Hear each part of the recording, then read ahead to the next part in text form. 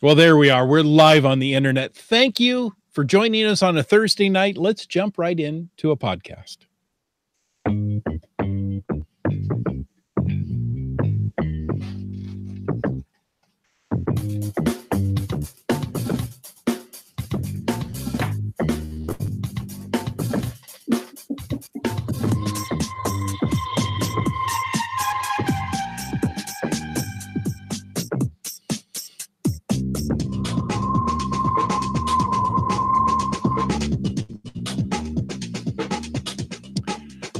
Internet, you found us on a Thursday evening. Welcome to Caching in the Northwest. This is the only podcast from the birthplace of geocaching in the great Pacific Northwest. Each week, we're going to talk about caches and cachers from here and all around the globe. So while you're busy paying for your child's way into college, we'll be caching in the Northwest. Oh, no, you didn't. Did I say that? I'm sorry. I made my son do it the hard way. Well, while the rest of that's going on, it means it's time to bring in our gambling Gibbon. Some say he's only here because he lost a bet, and others say he drinks pickle juice to celebrate each geocache find. All we know is he's called Land Monkey. I'll tell you, that pickle juice sure puts hair on your chest. That's all I know. I got to tell my wife to stop drinking it. All right. So we are here tonight. We are looking forward to having a fun episode and an informative episode. We're so excited to have Sandra Riches. I was already reading ahead in my lines here. Executive Director and BC Coordinator at AdventureSmart. Sandra, welcome to the show. Thank you for having me. It's exciting. This is it's a good Thursday night. It's raining here in the South Coast. It's good to be here with everyone. It's good to be inside. Yeah. Inside. Safe and inside. Well-planned trip. All right. We started off right. That's right. Folks, we want to also throw out a quick reminder. We appreciate the support of our patrons who help to keep this podcast coming each and every week. And a special thanks to Landsharks, our corporate Denali level sponsor. Reminder that I believe the special shipping offer is still going on for you Canadian and US listeners from landsharks.ca. That's free shipping on orders of $50 Canadian or greater to a max of $25 Canadian shipping costs. Just use the code SHIP50. All right. Now, if you want to know more about supporting this show, click that Patreon link somewhere over there on the cachingnw.com website. Yeah, who knows where it is, but find it and click it because it's worth it. One thing we like to do each and every week on this show is to read a glow. What is a glow, you may ask? Well, that's a geocaching log of the week. I didn't even have time to ask. You gave me the answer right away. You asked. We have this mental connection. You're right. We do. You have a mental something. We're both mental and we have this connection. Whether you wrote it or whether you read it, we want to hear about it because great logs simply make geocaching better. Send an email to feedback@cachingnw.com. You can call in to 253-693-TFTC, or you can use the voicemail tool right there on the website and show us how you glow. Now, we have all those ways to send in glows. There's another way. Oh, yes. We haven't left anything out. You could record it on your smartphone and send us the file. In fact, that's what we have tonight. We have a special glow with special background music and everything. This is a well-done glow. Are you ready? Here we go. Check. 1, 2. Yeah, it's not too bad. Yeah, I think it does pretty good. All right. Hey guys, it's the Land Monkey. We are on this amazing geocaching Landsharks cruise. We're having a great time, and one of the cool cachers I ran into here has a great story to share. It's kind of a glow, but we'll get into it. So, first of all, why don't you share your caching name with us? I'm known as Navy Guider, and I'm from Saskatchewan. All right, Navy Guider from Saskatchewan. So you're on the cruise with us, and you have a geocaching story to share. Yes, I do. As many people know, in Saskatchewan, our water is a little on the hard side for at least 6 months of the year. Well, there's one cache that was on a fairly big lake not too far from where I live, and the name of the cache was Three Sister Island. So my friend of mine and I decided at the end of the year, the end of the season, that maybe we should go get this cache. So we loaded up my canoe onto the top of my truck, and out we went. When we get out to the lake, oh, nice and smooth. The water's really nice and smooth. But when we got closer, we realized that it had iced over already. Well, that's why it's nice and smooth. Exactly. That's why it was nice and smooth. So we decided, well, we'd go for it anyway because the ice didn't seem to be too thick. So what we did is that I got into the front of my canoe, which was a Kevlar-based canoe, so it's fairly strong sides. He got into the back, and we pulled our way out to the edge of the ice. And what would happen is as we went forward, I was in the bow, and the bow of the canoe would come up, go down on the ice, and would break the ice. So we became an icebreaker.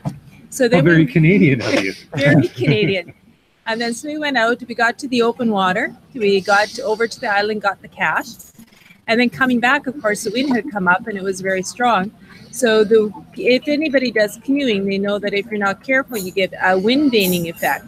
So we were having a really hard time getting back. So both of us being experienced canoers, we decided to paddle backwards. And we canoed backwards all the way across the open water back to our channel. And then we canoed backwards or paddled backwards all the way through our little ice channel that we had made to the shore, got out, we got the smiley, and away we went. Wow. So that is a great story. Sounds like you, when you went out, you were prepared. You knew what you were doing. So even though the situation turned a little bit on you as unexpected weather conditions, you had the knowledge and skills to be able to handle it properly. Yeah, very much. So both of us are good outdoorsmen, plus both of us were members, or I still am members of Search and Rescue, so we know to be prepared. And as I said, we're very good, experienced canoers. Plus, we also had a third person with us, which is my husband, who's known as NAVCOM, and he was our safety person on shore. Mind you, though, he spent the whole time on shore laughing his head off as he watched us go across the ice. That's awesome. Well, thank you so much for sharing your story with us. That's not a problem, Land Monkey. All right. Well, enjoy the rest of your cruise. We're going to have an awesome time. Sounds good. Everyone, hopefully come and join one of these cruises one time. They're a really good deal. Awesome. Thanks a lot. Well, there you have it. Wow. That was quite the adventure. And yeah, dealing with some hard water. Yeah. And geocaching with GSNX2 says, oh, that kind of hard water. Yeah, you don't get a lot of that in California, that's for sure. Sandra, I'm curious if you happen to recognize the voice of that guest. I was listening so closely and I was racking my brain and I'm like, I know that voice, I know that voice, I know that voice. And yet no name came to mind. It's your colleague from Saskatchewan. Another hint. Oh, now it's fun for me. I'm going to torture you. I work with a lot of people across the country, 2,500 in BC, and then everyone in every province and territory. I need a little bit more information. The AdventureSmart Regional Director for Saskatchewan. Oh my gosh! Right there. You're talking to me. All right. Be nice, Land Monkey. Don't be bitter like the pickle juice you drink. That's right. Pickle juice. Okay, so it's Linda. Yes. Right. And Linda was and her husband were on the cruise with us, and I recorded that, and I was holding on to that one until we had you on this show because I thought it was perfect. Linda's awesome. There's so many other AdventureSmart ambassadors across the country. Linda's passionate and educated, and that's a great story. It's a great story.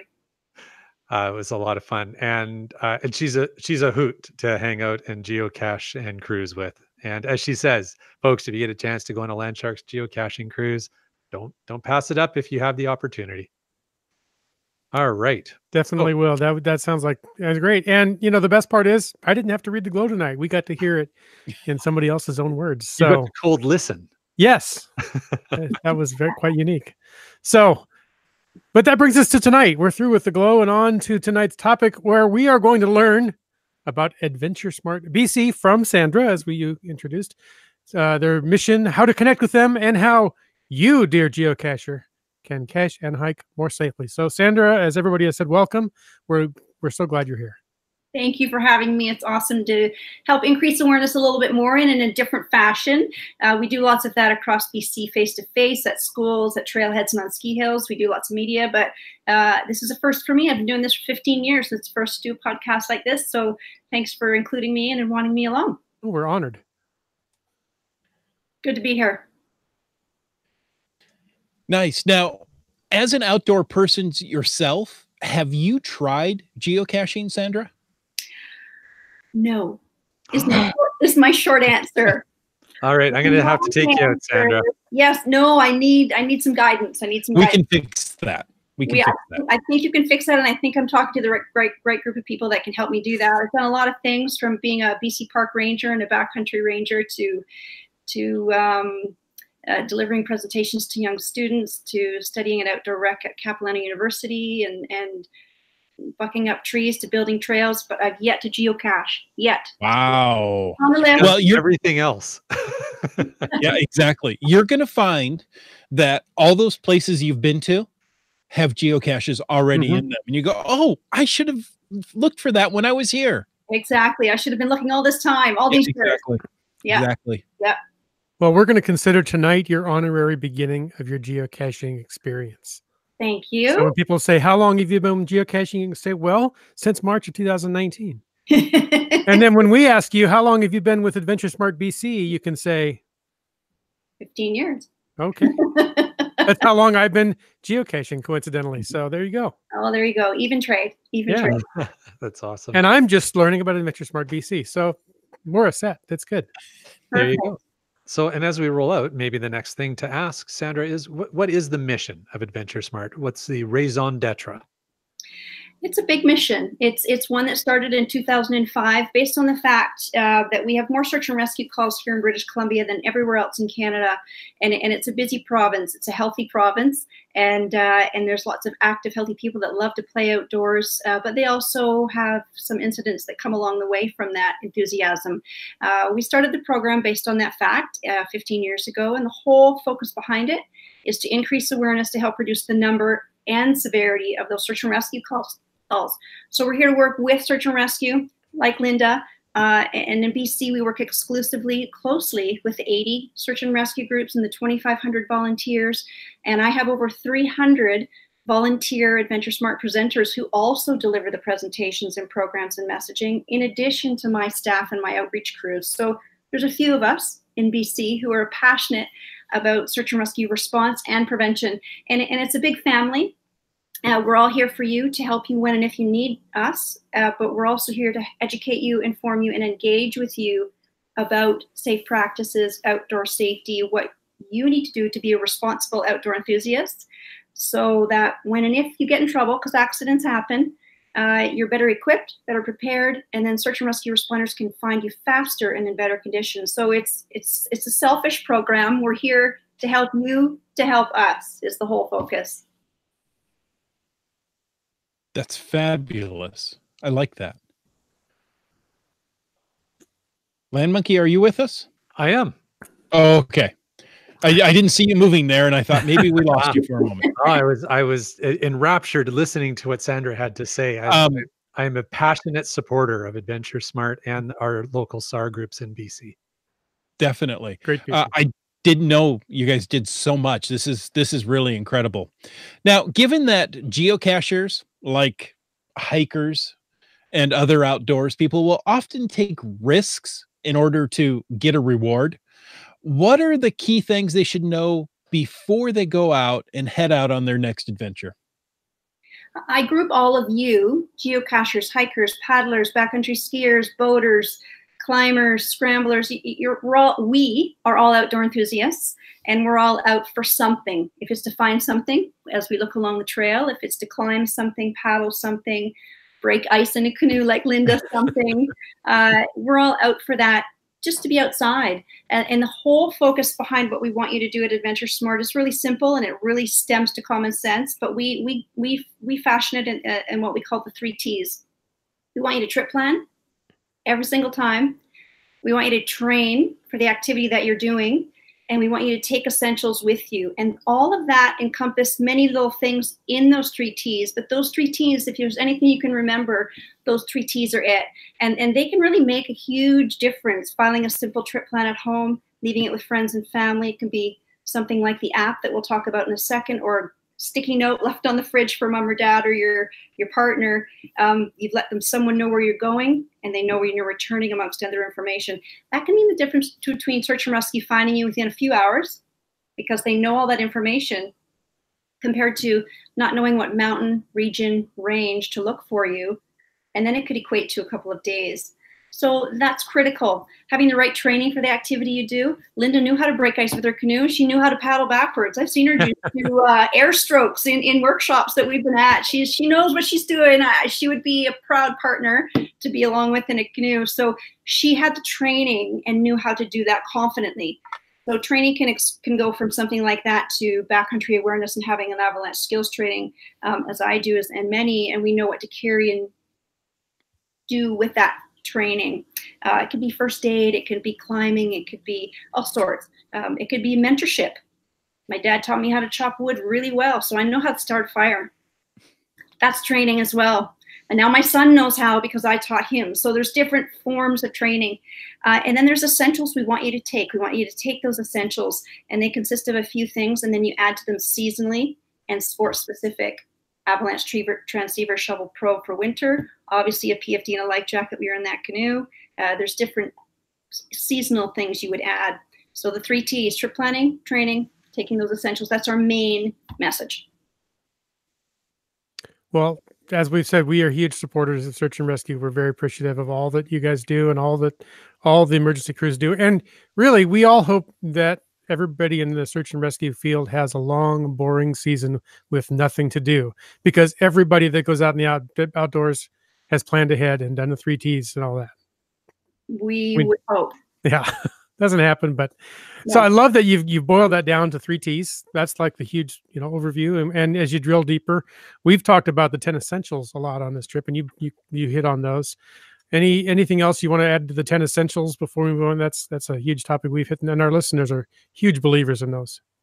Yeah, and the outdoor community has referenced the 10 essentials for years and years and years. What we did at AdventureSmart is we actually changed it. We put a little wrench in the chain there, and we just call it the essentials. We don't want people to stop at 10. We don't want people to think, okay, I've got 10, I'm good to go. I can survive out here for 3 days. I'm good. They said 10, I've got 10. I don't need anything. Good, yeah. So we actually say take the essentials. It's critical that you pack.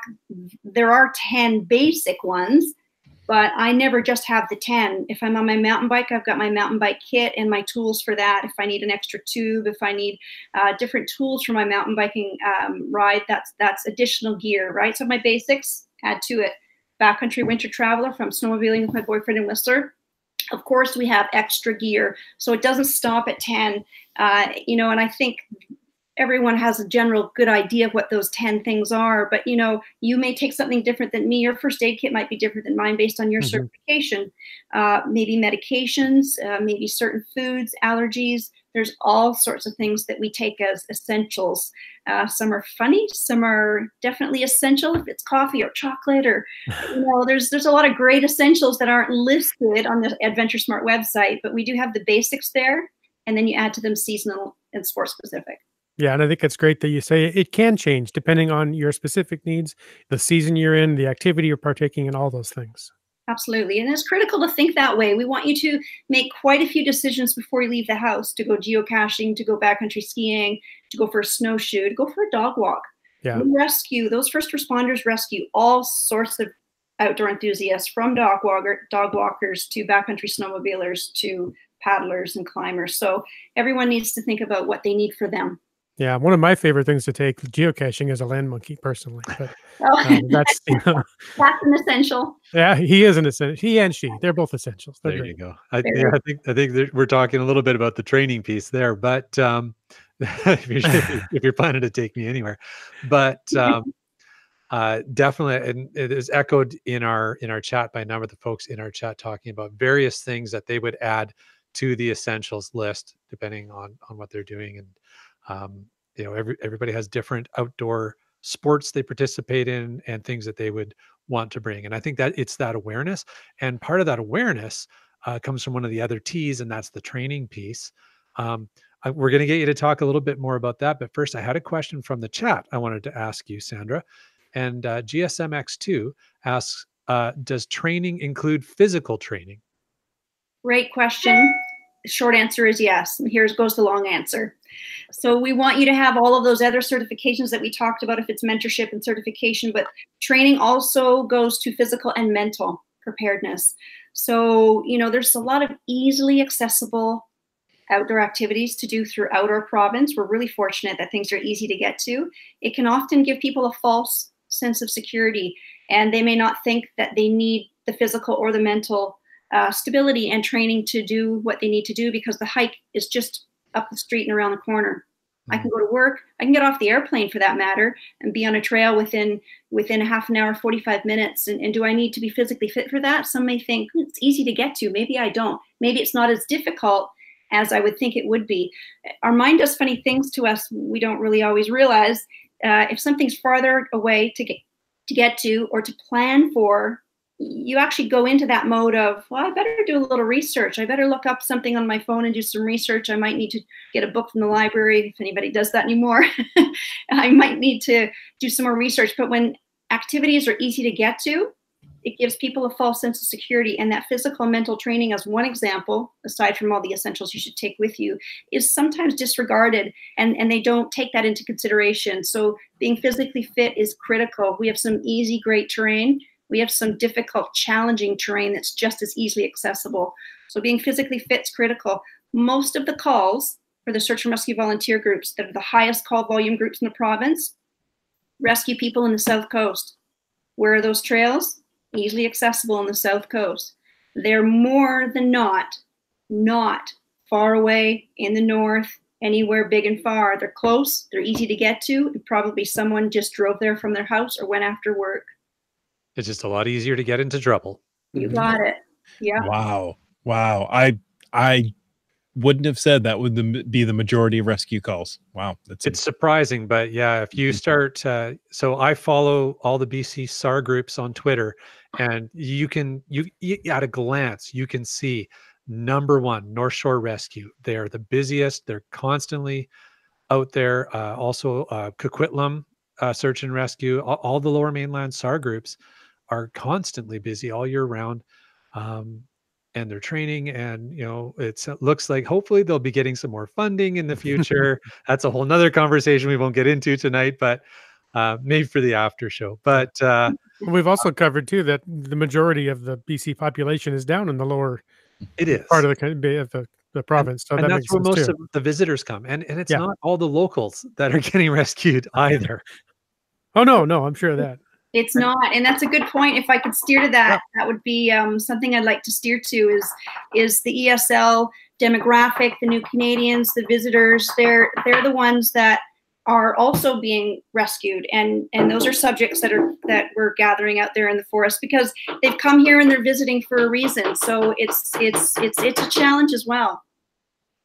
Absolutely, and that I think segues us into the topic of trip plans, because you brought it up, and it's one of the 3 T's, and it's something that there's actually a little bit of news. Maybe it's not super new news, but it's still news that I wanted to get to. So the idea of a trip plan, it might be foreign to some of our listeners, but you mentioned earlier, it can be as easily as put a Post-it note on the fridge. And for geocachers, this is the GC code that I'm going after. Wow. All of a sudden you're giving people coordinates of where you're going to be headed, right? Super easy to do, super important, but it's not a lot of work. And we've also heard there's an even easier way to do it now. Sandra, do you want to share that news? I do. So, a sticky note works. There's no question about that. We search and rescue responders want something. We want something that we can refer to so that we can look at and we can see where you are, who you're with, what you took, where you're going, when you're coming back, what gear you have, what training you have. That's critical information. That's like gold for search and rescue. Otherwise, they're blank. Their slate is blank, and they don't have a clue where to go, what to look, or who they're looking for, aside from whoever's called it in. So sticky note works. A selfie at the trailhead works. Send that off to a friend, post it wherever you do. If you do have any social networks that you can put it on. But what we've just announced recently here in February is the new trip plan app. So AdventureSmart started a new app across the country because we're a national program now based on our provincial success. We went national in 2009. We actually have a new trip plan app that you can download. It's easy. Go to adventuresmart.ca. And it's in the trip planning section. Easy to find, easy to work through, and you can register on there and use that at your liberty for big and small adventures. It's easy. It prompts you through. You really don't have too much thinking to do aside from fill in the blanks and let us know where you're going, and send notifications to your emergency contacts, which are already in your phone, and you can send it via email or text prompts. That's at your discretion, and off you go. And then you just trip completed when you get back. So my one little suggestion, if you just choose to do that, if you haven't done it yet, is to create a few. I have one for biking, I have one for hiking, I have one for skiing or a road trip. What I do is then I go in and I just modify that one the next time I go to bike again. So I'm not having recreating another one. I just change the date. I'm often riding with the same group of people. My emergency contact stays the same. I just change the date and time. So one little inside tip that allows me to use the same one over and over. But it's easy to use, and it's really hopefully making a difference. And it will help search and rescue. So when and if I didn't return, my emergency contact gets that notification push. What they do is then give me a ring. Sandra, where are you? You're not back. You've been out for a ride. You're not home. I don't answer. Then they phone their municipal or our CMP police detachment. And that's all the number we know. It's not a different number for search and rescue. It's only 911. And then the detachment, municipal or RCMP, phone the local search and rescue, and then everything gets into play. So that's the series of events that would happen, and that's the process that goes through. And actually the task manager is always the police. The ones that run the calls are the search and rescue groups. Huh. Guess I didn't know all that. Well, that makes sense. Yeah. Yeah. And I never thought about it before. I've never called for search and rescue. So, and that's a good thing. But Chris, before exactly. you get into the next stuff, because you've got some great stuff to get into as well. I have another question about this, Sandra. Now, a lot of our listeners are not from BC of this podcast, but they visit British Columbia and they come hiking up here and geocaching, of course, that's our demographic, come up here and explore and enjoy, or they come up to other parts of Canada. Would it make sense for them to download the Trip Plan app?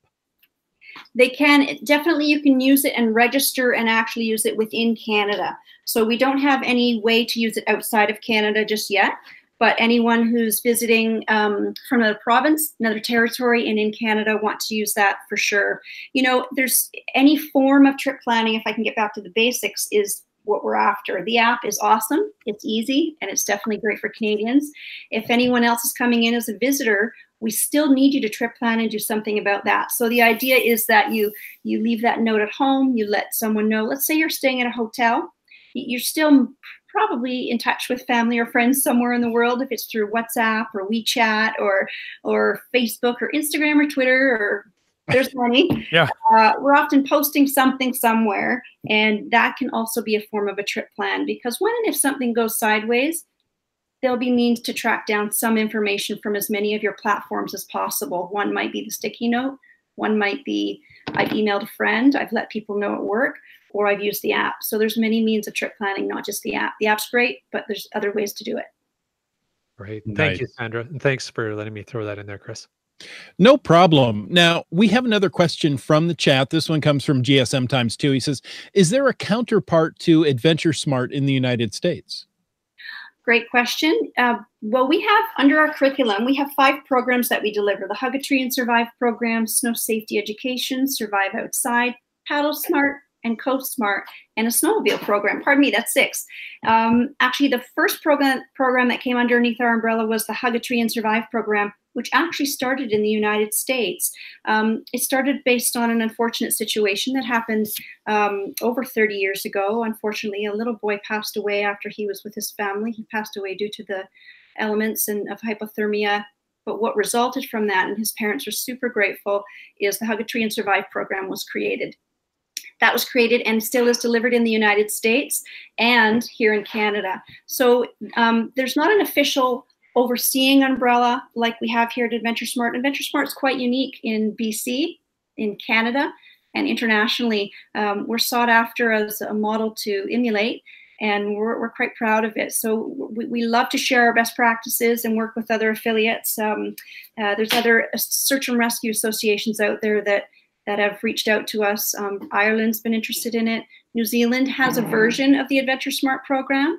They came to one of our search and rescue conferences and then went back there and tweaked it unique to their demographic and their landscape, which is a little bit different than ours, and made it work for them. So there's lots happening out there, and we're excited to share what we do here, because we don't want anyone else to recreate the wheel. We're here to offer our resources to as many as we can. Oh, that is so fabulous to hear. And as a follow-up, GSM times 2 is actually looking at the adventuresmart.ca page right now and says it's full of fabulous information. And I agree. So head on over there. Even if you're in the US, go ahead and take a look. I mean, Yeah. it's good. One more question from the chat, and then we'll get back to our regular scheduled program. Trexer wants to know, what are your thoughts on personal locator beacons? You know, people ask about specific gear, about specific items that they should take. Should I take the spot? Should I take InReach? Should I use the app? Should I use this? Should I use that? You know, we want you to do your research. So if we go back to the 3 T's and we talk about that trip planning also means you need to plan your trip, which means you need to do some research on the unit that you're going to take that works for you. A lot of them cost a few dollars. So does that fit in your budget? A lot of them have an annual fee, a service fee that is accompanying to them. So that needs to be considered as well. There's a lot of devices that will send a signal and bring help to you that are an SOS signal. So I don't want to say one is better than the other, but what I do want to say is do your research on them and what specifics on each unit will do for you, how they work in your region of the province, state, country. Is applicable to each unit you buy because they're unique to their own, and you need to understand where that communication lies and where it falls and how it does come back to you eventually. Mm-hmm. Great. Now, you mentioned the 3 T's. Do you have any examples that you could provide of people being aware and bringing those 3 T's with them, making a difference in how their day ended? Absolutely. Just last summer, there was a gentleman who decided to go for a few overnighters. I believe his trip was for 3 to 5 days, if I remember correctly. He was heading up Indian Arm and heading out into the backcountry for a trek. And he left a very detailed trip plan with his wife. And it was down to the wire. It was beautiful. It was something to model. And he headed out there to do his thing, and he was experienced. He had training. He had spent time in the outdoors. He was aware and knowledgeable and confident and had the right gear. This was a great example. Unfortunately, he hurt himself. And what helped him and saved him, to be honest, was his trip plan. Because he didn't communicate with his wife when he said he was. He had check-in, check-out times throughout his trip, and that started to lapse, and then she couldn't communicate with him. So the trip plan that he left behind absolutely 100% made all the difference in search and rescue finding him quickly. In the condition that he was in, which wasn't great, but it was better than if they didn't find him right away, and they were able to extract him, bring him out to safety, and he needed medical help right away. There was lots of mutual aid involved, from RCM SAR, Marine Search and Rescue, to helicopter, Talon Helicopter. The local search and rescue groups collaborated and did mutual aid. There was a lot of involvement in that call, and it was successful because of his trip plan. There's no question. Nice. Folks, listen to what was just said. You need a trip plan. Always go out with one. Yeah, it could save your life. Mm-hmm. That's not an exaggeration. It really could. So Keats94 asks about your app, about the AdventureSmart notifications. Can you write a profile and have your key info preset? And I think that's kind of what you're alluding to when you said you had a biking and skiing and different presets. And he also asks if you can list your skills, abilities, and what you've brought with you on your trip when you submit that report. So if somebody needs to come look, they know what you're capable of and what you have with you. Absolutely. So there's information on there when you create your first one that stays in there. You save it and you initiate it. You send it off and you file it. That's great. And then you're going to go back. You can use it again, which is cool. Then you can just readjust everything and go from there.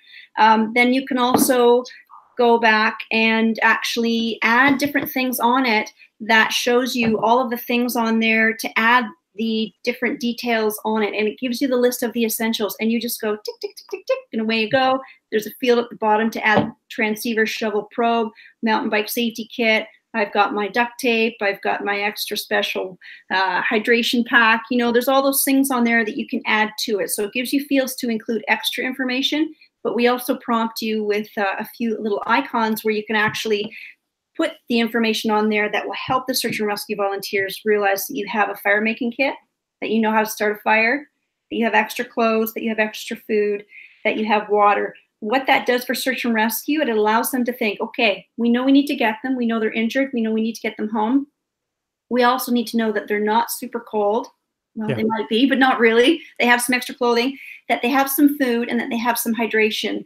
And maybe they've started a fire because they told us they have a fire making kit there and that they know how to do it. So that allows the search and rescue members to know that they have hopefully set a stage for themselves to be in a better condition when SAR get to them and bring them home. So it's twofold. Again, it's everyone looking out for themselves and being that responsible individual and looking out for yourself, knowing that search and rescue will find you when it's safe for them to do so, when it's safe for search and rescue to do so. That's great. That's great. Now your organization, your mission, your message, and everything, it's fantastic. And there are a lot of people listening to this that are just finding out about it. And that's great. We're happy to get the word out. But maybe you have some other suggestions of ways that people could help support you getting your message out. They're excited about your mission. And maybe not those of us in the US, but if you're up there in Canada, they'd like to volunteer with your organization. Are there ways they could do that and help you spread your message? We're always welcoming volunteers. I have over 300 that I have trained, and they're recognized presenters here in BC. And what they do is they're advocates for search and rescue response and prevention. So some of them are search and rescue responders and belong to one of our 80 search and rescue groups. But the majority of them aren't search and rescue volunteers. What they are is they're outdoor guides, they're scouts, they're Girl Guide leaders, they're outdoor enthusiasts, they're paddling instructors, they're gym teachers at schools, they're teachers, they're nanas, they're grandpas who just love to be outside and don't mind educating others. So there's a multifaceted group of volunteers who help us. So what we do is we actually put on workshops to train others who want to be ambassadors with us, and they're free of charge. Everything we do is free. We don't charge for anything. And we can train you as an educator, an ambassador, a volunteer presenter with the AdventureSmart program in BC. And then we outfit you with everything, all of your curriculum, all of everything that you need to go into your community and deliver our message. So we support you with that. On the back side of our AdventureSmart website, there's some information there and files for all of the people that we train. So you're helping us by increasing awareness. We'll help you and support you with all of the curriculum and the resources that you need. And that's an easy way. An easy way to do this as well, to share our message if you don't want to go out there personally and do it face-to-face, but you might have Twitter, or you might have Instagram, or you might have Facebook. You can actually share our boilerplate messaging for us, included in your post. So let's say you go geocaching, you've hit this beautiful trail, it's gorgeous, and you post something about it, and you're really talking about what you're doing. But if you'd love to be an advocate for the AdventureSmart program in BC, you can just share our boilerplate messaging. You can talk about those 3 T's, or you can just say, for more information to be safe outdoors, visit adventuresmart.ca. So there's different ways for you also to support us that take less time but are super effective. And we have lots of hotel associations that help us. We have outdoor guides that help us. We have teachers that help us. We have tourism that help us, search and rescue and non-search and rescue, and hopefully some geocachers about to help us. I am absolutely blown away by the breadth of the coverage of AdventureSmart. I'm taking it all in going, how come I don't know about this? Yeah. Now, oh, no. Today may not be a great day to get outside, but spring is coming.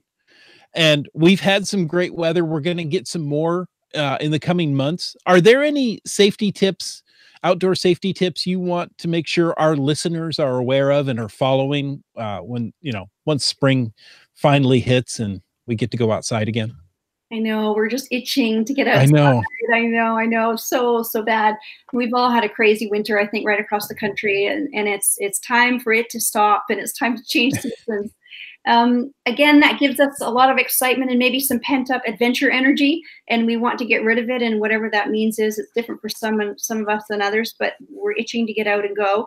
I'd like to plant a little safety seed, which is what I do all the time, but it's really to be considerate of that there's still snowpacks in a large part of our province, and we still need to be aware of our avalanche conditions. So there's still a good snowpack out there. There's still access to those trails if you're a snowshoer, if you're out on your micro spikes or your crampons, because those are awesome, by the way, on a hard packed trail. They're also an essential.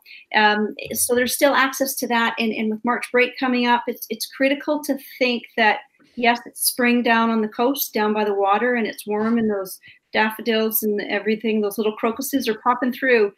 Up there, we still have a few feet of snow, to say the least. And as the air warms up, as the sun exposes to certain exposures of the mountains, we will see things change. And if you've had any avalanche safety training, you understand what could and might happen based on that. And you become the trigger, per se, as the snowshoer, skier, backcountry user.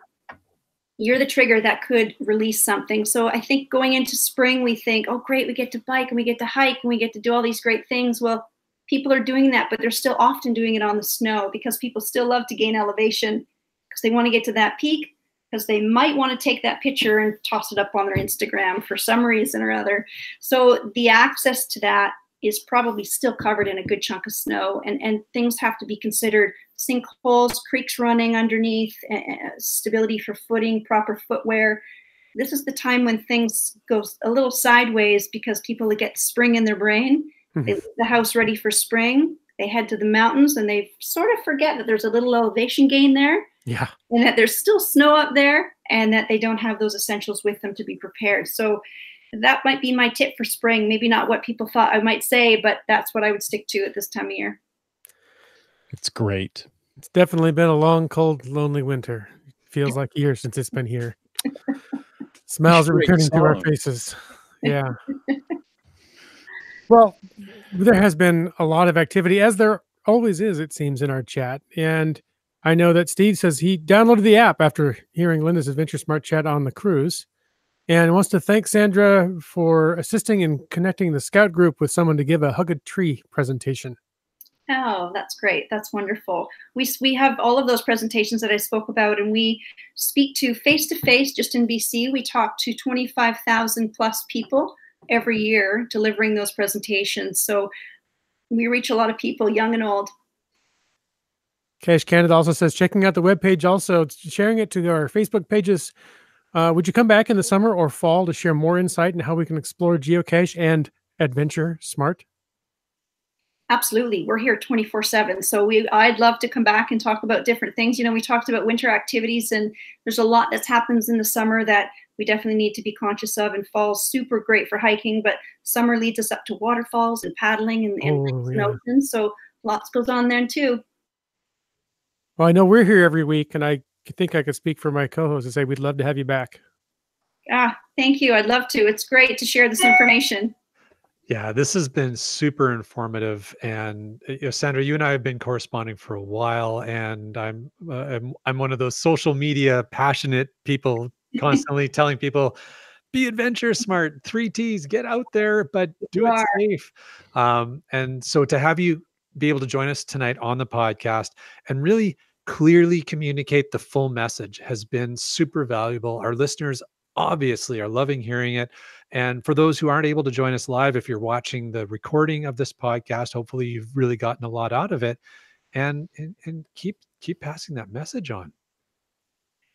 Thank you. It's been a pleasure. Yeah, we're here for you guys. AdventureSmart.ca. We're on Twitter. We're on Instagram. We're out and about. If you want to learn a little bit more about BC Search and Rescue, they have a great Facebook page as well, and they have a wonderful website.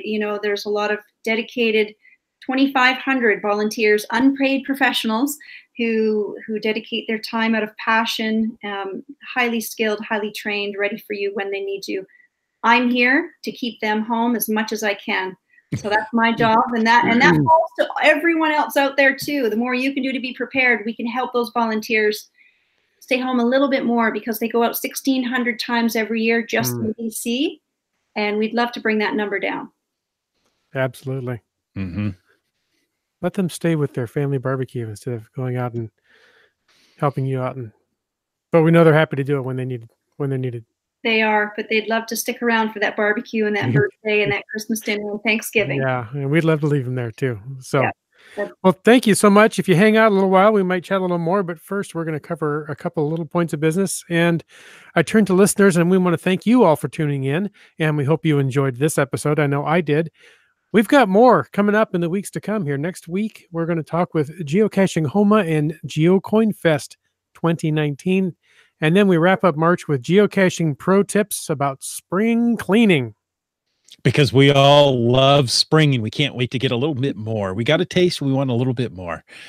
April 11th, we're going to talk with GC Droid about insights and updates. And sometime between now and April 11th, maybe my tongue will start working again. Maybe, but maybe not. No guarantees. All right. Well, and also this is the point in the show where I want to take a moment to thank Landsharks, our corporate Denali level sponsor. Landsharks.ca is the outdoor adventure and geocaching store. Check them out online or go in person and visit their store in Victoria, British Columbia, open 6 days a week. Well, except holidays. And they ship orders online daily. All right. Well, that's fantastic. This has been such a great, fun, informative episode. I don't want it to end, but it needs to. And Sandra, we're so excited to have you back again in the future. And we'll be talking about all kinds of stuff, including you and I are going to talk about getting you out geocaching. There you go. It's a deal. No problem. Next time you're on the show, you're going to tell us about your first cache find. There you go. No pressure. Okay. You'll be on the show next week. So yeah. That's pressure. Okay. No, I'll give you a little more time. Thank you. Awesome. And of course, as we always do at this point in the show, we want to thank all of our faithful Denali level supporters, Landsharks, Bounce, Limax Team, Squirrel and World Caching.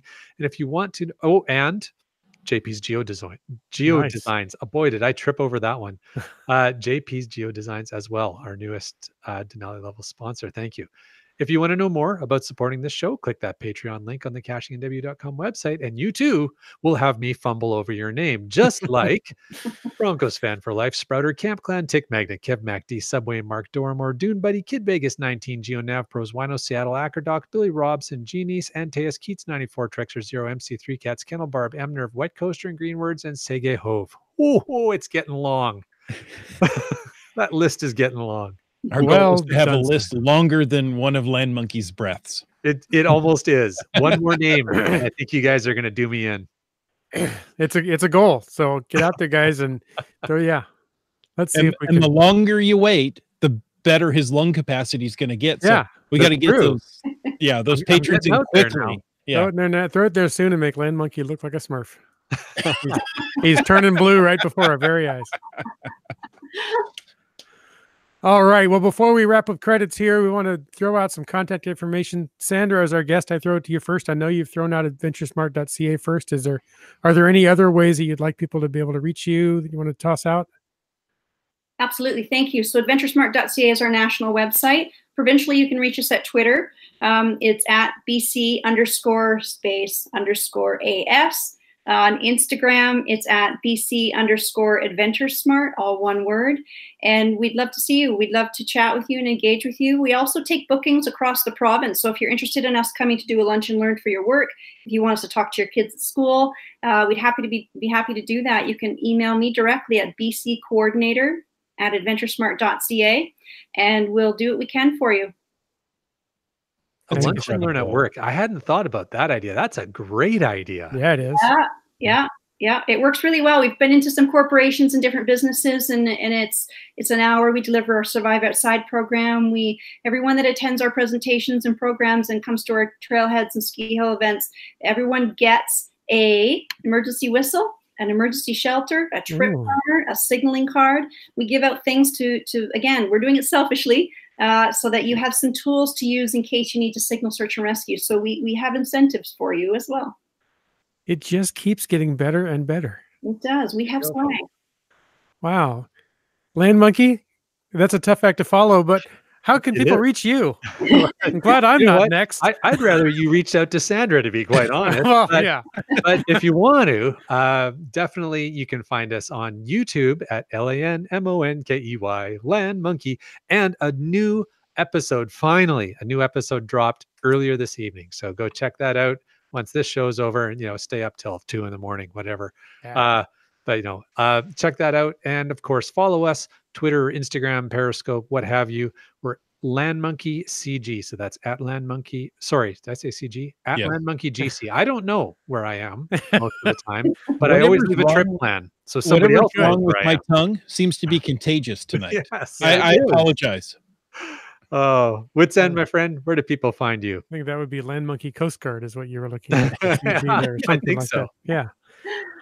I don't have a whatever, like you said, it would, or all those things, but I do have Twitter, Facebook, and of course, geocaching.com. I'm Wits End on all of those platforms. Or, well, come back next Thursday and look for me right here. Chris? We like you here every Thursday. Hey, you can find me on Twitter, at Facebook at CachingNW. I'm on Instagram at Caching in the Northwest. And of course, you can head on over to cachingnw.com/hosts and read our bios, find all those links we mentioned and a few secret ones we keep just to see if you go over there and read. But most of all, we want to say thank you. Thank you for taking the time to listen to this episode of Caching in the Northwest. Don't forget that you can be part of the show. You can call into 253-693-TFTC. Leave us a comment, ask us a question, let us use your yacht any time of the day or night. Of course, you can email us at feedback@cachingnw.com. Also, your support helps keep quality shows coming. If you like this show, please click the Patreon link on the cachingnw.com website and subscribe on iTunes, Google Play, Stitcher, and more. The show is produced by Chris Umfenauer, Jay Kennedy, and Jim Paulwitz, licensed under a Creative Commons Attribution 3.0 license, copyright 2019 by Chris Umfenauer. And we ask you to stay tuned for The After Show. The After Show. Now, folks, if you're new to Caching in the Northwest, Like Sandra is. the After Show is an opportunity for us to be able to chat with the listeners who are watching us live, I guess the watchers who are watching us live, the viewers, to the live broadcast. And it's an opportunity to talk about maybe a little more about the topic that we just went on and some things that have absolutely nothing to do related to it.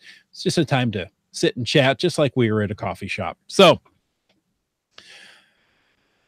we're in the after show. Gentlemen, do you have anything that you want to say? Well, I'm gonna jump in there that we were doing some geocaching in the past couple of weekends already, and I just to harken back to Sandra, what you were saying earlier about being aware of that snow level, and it's the group that I hike with is pretty cognizant of things like that, and it was kind of funny when we were doing our planning for where we were going to go. We were looking at somewhere in sort of the North Van, West Van, and it was like, okay, well, wherever we go, we're under 250 meters. Like, we're not going over 250 meters. Like, that was, because if you know the North Shore of Vancouver area, it's like, yeah, that's pretty much the magic number. You stay under 250, you'll be fine this time of year. But we're like, yeah, you know what? Don't feel like digging for geocaches in the snow. And if you start to get up there, and you're absolutely right, you got your trail crampons on, you bring your snowshoes, you're like, I'll be fine, I'm good. But this time of year, with that warm up starts to happen so fast, you can get into some pretty big trouble pretty fast. Just the snow can let go. And even if it's not an avalanche, I love the point that you made about you don't know what's underneath you. No. And often what's underneath you is melting quickly, and it's deceiving, and you might be on a foot of snow or whatnot, unless you know the area profusely and you're familiar with where the creeks run and how the lay of the land is in the summertime. I know these trails quite well. I used to be a park ranger for BC Parks, so I had to look after Cypress and Seymour. They're both easily accessible parks right here in the North Shore, and I know the trails quite well, so I understand where a lot of the flow goes and the lay of the land. So, without that local knowledge, however, where we have so many people that have moved to the Lower Mainland and frequent the Lower Mainland from other parts of the province, they don't have that local knowledge. So they don't understand, like you mentioned, that there could be a creek running under there, that all of a sudden it's melted and there's a sinkhole under there, and the surface looks great. You're tromping along in your running shoes, which is often the case, which is a no-no, by the way. And next thing you know, you're up to your knee and you're in a creek, your foot's soaked, you're cold, and you're an hour north, and you didn't bring what you should have brought. You're not in the right footwear, you don't have a change of clothing, now you're soaked, maybe you've twisted your ankle. So these are scenarios that are indicative of a few incidents that have happened over the years. These are the things we need you to think about. People say, we don't know what to expect. Well, we're trying to get you to think about those unexpected scenarios that could happen. So think like that before you go. You're having coffee, getting ready to go. What do we do if we got stuck? How could we spend the night tonight? with a broken ankle or a knee or something. So these are the scenarios we want you to think of, those what ifs, and are you taking with you to get you through those situations? Because search and rescue aren't there like that. They take some time sometimes, and it might be longer than you think, or weather might change and they might have to postpone that flight in, or the hike in, or the boat ride in, wherever you are. And it could be hours or the next day or the following day. Yeah, absolutely. Yeah. Boy, in the chat, we have so many people saying this was an excellent show. And Sandra, I'm blown away. Number one, you're an excellent presenter. You're a natural for podcasts. You should be doing more. Agreed. And the information you had was just absolutely incredible. So happy to help. Thank you very much. It's I'm really lucky that I get to do what I love to do. I'm really fortunate, and it's morphed into a lot of media, which at the beginning I thought was just craziness. And I thought, oh no, but you know what? It's an awesome way. It's a fun way. It's an interactive way to share our message. And that seems to be almost the only way to really continue on that path and getting it out there in as many forms as we can. So I'm happy to come back and entertain whoever's listening. Yeah, we call it edutainment. Edutainment. I might have to steal that one. Oh, please do. That's all right. That's good. 'Cause I stole it already, so. Well, in the chat, Trexer says, I fondly remember seeing someone climbing grouse grind in fashionable grouse grind in fashionable shoes and a shopping bag in their hand. So that has been some attire we've seen along the North Shore. We get that privilege, you know. I just read something in the news lately. I don't know if you guys saw it too. It was in Italy, and they were now fining people. I can't remember the area, pardon me, a popular tourist area. They were fining people for wearing flip-flops in this one area because flip-flops weren't the indicative shoe that they should have on. It wasn't, you know, and they were having rescue after rescue after rescue because people weren't wearing the right footwear. We didn't jump into footwear too much tonight, but, you know, you brought up the gross grind, and whenever anybody does, that's the first thing that comes to my mind is footwear and that physical preparedness. Those are two key points, right? They get off the bus, or they get dropped off, or park and go. And again, it goes back to that easy access and that false sense of security, which often results in flip-flops and really weak running shoes, or no ankle support, or no tread. So, you know, we think, oh, it's easy to get to. It's just the grouse grind. Definitely, it's not just the grouse grind. It's the North Shore. And there's a line from front country to back country, and the North Shore and West Vancouver are it here in the South Coast. Yeah, absolutely. And in the summertime, and you've mentioned it, Mount Seymour again has lots of really easy access hikes up there. We've been hiking, well prepared, our hiking group, going up Seymour, heading to, is it Second Pump? Yeah, heading up Second Pump. And on our way back down, passing people coming up in the evening wearing nothing but yoga pants and sneakers and maybe a light jacket, because they want to get that yoga pose at the sunset, standing on the rocks. And you're like, guys, no. Yeah, I know. We really need to come up and rescue you. Can you just turn around now? Yeah. And I've done lots of media with CDC and other groups about the social media phase and the influence it has on our decision making, and the influence it has on what I would say trip planning is, or a really brutal version of trip planning. They see these wonderful pictures, and they see these people, or they are creating these images on the peaks near the waterfalls, and they're doing the stunning, beautiful pictures of it all and posting it, and it's great. However, the people seeing those maybe next time are using that as their only means of trip planning. They don't know that they had to tromp through the snow and that they fell through that sinkhole to get there, or that they came down in the dark because you saw them at 6, 7 at night and the sun set at 7:30, and now they're coming down in the dark. So this is real. This happens faithfully. The Insta log at Joffrey Lakes is another wonderful example of everyone going there in droves. Thousands and thousands of them to get that picture on that log. Yeah, it's a whole other podcast. That's a whole. I can tell you, that's something else all on its own. There's overuse. There's park use. That's a whole other show. Yeah, but all our BC listeners just sigh and bang their head on the wall as soon as you say Joffrey Lakes. Yeah. You know, but it can go back to the touristy spot in Italy that I just mentioned. That, you know, it's a popular destination. It's overuse, possibly. I just went to the BC Tourism Conference last week here in Vancouver. We talked about over tourism. That place in Italy, Joffrey, Grosgrain, these are areas that are so popular now. Is there an over tourism problem? Again, that's a whole other chat, but it's worth a conversation. That would be a fascinating one. I also have Alan, who noted that he's joined Patreon, and so I will have an extra name to read next time. Thank you for creating that problem for me, Alan. I appreciate it.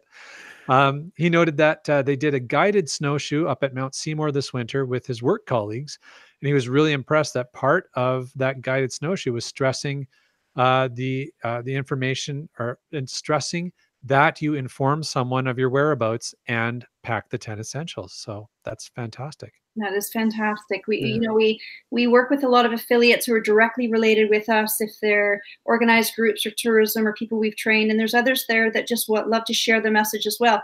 And it doesn't have to be our scripted message, but that they're even speaking about safety and they're talking about being safe out there. I think it's turning a corner that it's cool to be safe, and it's cool to talk about it, and it's cool to share it. Not to say it wasn't, but it wasn't as cool or sexy as maybe the response side of search and rescue.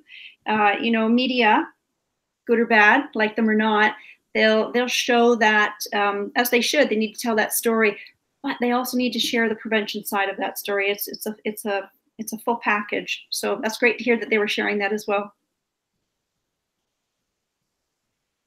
Comment in the chat says it's cool to make it back alive. I like that. Kind of cool to come home. Yeah. That's true. Yeah, that's very, very cool. It's about as cool as it gets. Yeah, coming back without a story, that's cool. That's okay. Yeah. Yeah, it is. You want to come home, you want to go out and do it again. That's the thing, right? You want to do it again. And that might fall a little bit to that whole, you get to the situation where you've planned it, you've got to the trailhead or you've got to the park, and you've taken time off work for this, or this is the week you planned to go 3 months ago, and then you get there and something maybe isn't right about it. If it's the weather, if it's your partners, if it's your physical fitness, if it's your mental stability, or maybe you didn't take that training that you wanted to take. And maybe there's sometimes you need to not go. Sometimes the best trip plan is not to go at all. So, and that can be based on avalanche conditions. It can be based on a lot of outside influences, but it can also be internal. And it's okay to not go as well. It's okay to come back another time. But I know sometimes that's tricky based on planning and trip preparation, but it's good to keep in mind anyway. That's right. Sometimes, as IHAM says, it's good not to need a towel. That's a whole nother story. Yeah. You're welcome. Yes. But speaking of IHAM, congratulations to his wife, Die Monkey, for 3,000 geocache finds last Sunday. Monkey Cakes. Sorry. That was her old name, was Die Monkey. Sorry. Monkey Cakes. 3,000 she made. Not all 3,000 on Sunday, but leading up to Sunday. Yeah. We celebrated on Sunday. I met them for a little celebration dinner. It was fun. Very cool. Well, congratulations. That's an achievement for sure. That's a weekend geocaching for the land monkeys. No, it's not. No, it's a month in preparation for some big event. Yeah. Years for me, but I don't know. That sounds like a lot. It's all relative. Okay. And also, IHAM says, and Wits End, I'll let you finish this. 3 geocachers walk into a vendor dog and pony show. So the short story of that is that I went with IHAM this afternoon to a technology vendor trade show thing, presentation, shall we say. Come hear our product and we'll give you a free dinner. Because Chris was unable to go. So he emailed me and said, hey, I can't make it to this thing. Do you want to go? And I had the time, so I went in his place. And the room was set for 50 people or so. And we found out that the presenter that was supposed to be giving us the presentation is snowbound in Fort Collins, Colorado, in the snow cyclone and couldn't get there. So we had a stand-in. I said, well, I happen to be a stand-in too. But like I said, it was set for 50 people. And at the time the event was, we got there 20 minutes early. So we chatted, just the 3 of us. And after a while, finally another attendee showed up, Tubatad, another geocacher. So And they finally did show up. A few more people. I think we had 7. Wow. But for a while, it was just 3. So I texted Chris and I said, "Hey, you're missing out. Apparently, it's like a geocaching event here." So, and so it was set in a game. What is it? Dave and Buster's? What's the name of the place? Dave and Buster's was the name of that. I'd never heard of it, but it's if you've never been there, it's a Chuck E. Cheese for adults. Video games and whatnot. And yeah, it was kind of fun. The food was good and the games were fun. And as Tuba Tad commented in the chat, Wits End, yes, I was a slightly damp air hockey champion because they have a large square 4-sided air hockey table that we decided you could play just 3 players. So we did. And when we went over there, it was completely occupied by a whole group of people with all of their cheering sections. So it must have been 20 people crowded around it. We said, okay, well, we'll go do something else. And then we came back 5 minutes later and the table was empty. We said, great. And we found out why, because some of the exuberance participants had spilled drinks onto the air hockey table and it was all wet. But one of the attendants showed up with towels and we all dried it off and we played anyway. And I emerged victorious. So that was fun. It was a fun night. Congratulations, Mike. And thank you. And I got home and raced in here at 5 minutes to 9 and powered on the lights and did a podcast. Well done. Well done. And I think Tuba Tad got in about 9:30 after his beers. He commented when we got in. Yeah. He said he just finished up down there and he said the geocaching event spontaneously broke out. There you go. Well, more feedback for Sandra. Keats94 in our chat commented that as he is someone who works in an outdoor store, he will definitely be talking about AdventureSmart with all of the members who come into Mountain Equipment Co-op. And he thanks you for the service that you provide. You're very welcome. And we worked with MEC for a long time. We collaborated with MEC at different locations throughout the province and the country since 2005. We've gone into their different stores and put on our awareness training and presenter training for them because they're frontline staff and volunteers that run their events, their race series, which is amazing, and sell all the gear to the people that are heading out there to hopefully be adventure smart and sometimes be rescued. So if their staff at MEC are interested, we'd be happy to help them out further as well. But they've been great supporters to date. Thank you. Excellent. Guys, do you want to take any more of these? I was going to say the Land Shark says we're having an AdventureSmart presentation at an event in April. All right. So we'll have to learn more about that. Great. Yeah. Very and we'll push that we'll have another AdventureSmart presentation. Yeah. If that's at a geocaching event, which it might be if it's Land Sharks. Yeah, could be. Ask Land Sharks to make sure they send us the GC code for the event, and we'll make sure we promote it on the show. awesome. Exactly. Yeah. One other thing I wanted to mention is that Broncos Fan for Life, one of our supporters, is moving away. So if you get to see her before she makes that move, she's moving away, I believe, to Colorado. I thought it was Utah. Maybe it's Utah. She's moving away for work. So okay. Well, she could still join us on Thursday nights. Oh, definitely. But if you get to see her maybe out and about, she could be too busy right now to do caching with all the moving and such. But either way, to Salt Lake City, yeah. Yeah. Let her know that she'll be missed here. Absolutely. Yeah. And that's a whole bunch of new geocaches, right? Exactly. Well, some new geocaches because she's done some geo tour out there. She did the Utah Geo Tour, so yes, I'm sure of that. But I'm going to go out on a limb and say that she didn't find every cache in the state of Utah. Well, then she's slowing down because the Broncos Fan for Life I know would have cleared out the state. I'm sure she did a very respectable effort, but there's probably a few new ones since then. There you go. Awesome. And one other thing is Breiling hit 10,000 geocache finds last Saturday. Yeah. Last Sunday, I apologize. He did. I'm remiss to have not mentioned that. I was there with him. It was fantastic. We had a great time. We were at, Sandra, you'd probably be familiar with Lighthouse Park. Yes, very much so. Okay, that's where we were for Brian's 10,000th geocache find that day. Wow. It was a neat, that's a great place to hike. And again, it's a good place to be prepared because there's sections of those trails where you could twist an ankle really, really easy in that part. Yeah, it takes not too long to get in there, and you have your own little solitude for a bit, and you get to the ocean, and there's opportunity for incidents along the way. It's not a big park, it's not off into the backcountry, but there's some areas there that you got to be careful for sure. Wow, 10,000! You guys are busy bees. I can't believe how much. Well, some of them are. Oh, yes, It's the hobby is whatever you make it. very So, good. Beauty of it. Yeah. yeah. Yeah. Some people go for numbers, some people go for adventures. So it's whatever you want to make of it. It can be either way. It's a lot of fun. Very good. Yeah. Now I want to share this this FATAS from Keats. It's a bit on the sadder side, but I do want to share it because I think it's an important story to share. And I know we're running low on time here, so we'll get That's all through this as well.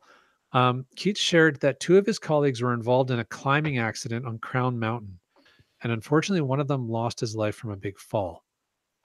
So I mean, it happens, and climbing is a pretty high risk Mhm. hobby. So definitely that can happen. But he shared that the SAR group was very responsive. And the bottom line is you just never know when an emergency is going to hit. And that's the story I wanted to share. So, a bit of a cautionary tale in the sense of, I mean, accidents are accidents and they happen. But if you've left a trip plan,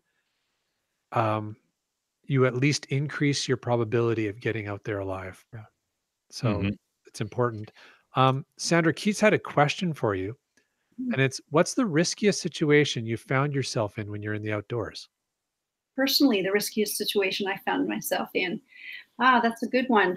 I've done a few things over the years. I used to be a park ranger, as I mentioned before. I was that for almost 12 years, front country, back country, spring, summer, winter, fall, on mountain bikes, on boats, and helicopters, all sorts of fun stuff, avalanche assessment. I took the outdoor rec program at CapU, and I love to play outside myself. So I've fallen in love with mountain biking. Again, I did it before I had 2 children, and my children are in their late teens, early 20s. So that's it's allowed me to get back on my bike, and I'm an avid skier and hiker. But tricky situations or sketchy. Yeah, I remember being lost actually once, and I was in my park uniform. I'll be as honest as all honest, and it wasn't super risky. It wasn't super dangerous, but I had lost my bearings, and it was a time that I was new to my career in outdoor recreation, and safety processes were set in place. We had strict check-in, check-out procedures and radios and comms, everything, so we were good. But what changed that for me that time was the weather, and it socked in. For those that don't know what that means, it got super foggy, and I couldn't see 2 feet in front of me. And it just changed everything for me, and it made me lose my way, and it made me lose my bearings. If anyone's actually lost them, for those of us that we're talking tonight, we think we're pretty equipped and trained in finding our bearings and keeping them. But when you lose them, and I had a sense of the land and knowing the area, but still I felt lost. And it was an interesting feeling. It was definitely an interesting feeling. And it was resolved within 10, 15 minutes. It wasn't rocket science, but it was that feeling that you get amongst you. And that's important to talk about too. We didn't talk about anxiety and the stresses of feeling lost and what that can bring to you. And that changes your whole mindset and your decision making. And it's not a bad thing to sometimes put yourself in that situation hypothetically to think, man, okay, close my eyes maybe and just think about a few things. But that was a time. I remember also skiing. I was on an avalanche safety course. I remember falling into some big snow, and it wasn't anything major, but my mouth got full of snow, my nose got stuffed full of snow, and my ears got stuffed full of snow, and I had to cough it up, and I was upside down, and again, short and sweet, but couldn't breathe for a few seconds, which isn't the end of the world, but it quickly makes you consider where you're at and what you're doing and the situation you're in. So, they both weren't dire. They both weren't crazy or super risky, but they make you think. But they could have been. But they could have been. Yeah, you're right. They could have happened really quickly. Yeah. And I've lived in an outdoor rec world for my work and my passions. And, I try to do my best all the time too and set great examples. But getting back to your point, is accidents happen and things go sideways sometimes. So, it can be a Yeah. tricky situation for everyone. Yeah. And they can go sideways quickly. Weather, trip on the rock, Yep. fall down, hurt yourself. These are unexpected things that we can't often avoid those ones. But there's a lot that we can prevent from happening. So that, you know what, I'm feeling like this is a great place to call it for tonight, because you know how they say, always leave them wanting more. Sandra, you've given us so many great ideas for future shows with you. So we've been making some notes, and listeners, if you've stayed with us for the whole time, we hope you've just really enjoyed listening to everything we've had to share. And we promise Sandra is going to come back, and we've got some great stuff to get into and have just some more fantastic episodes here. Wonderful. I look forward to it. Thank you. Thank you, Sandra. And folks, until next week, get out and get caching in the Northwest. And I can't find how to stop. Here we go.